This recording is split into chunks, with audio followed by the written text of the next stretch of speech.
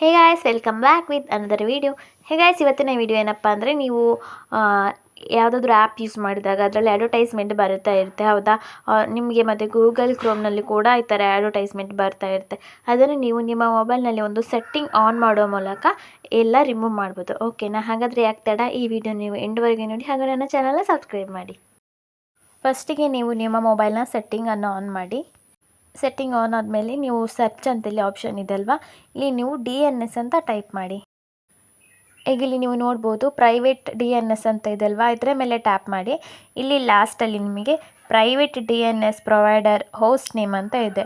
ಅದರ ಕೆಳಗಡೆ ನೀವು dns.adguard.com ಅಂತ ಟೈಪ್ ಮಾಡಿ ಸೇವ್ ಮಾಡಿ. ಸೆಟ್ಟಿಂಗ್ ಆನ್ ಮಾಡಿದ್ಮೇಲೆ ನಿಮಗೆ ಯಾವ ಆ್ಯಡ್ ಕೂಡ ಬರಲ್ಲ.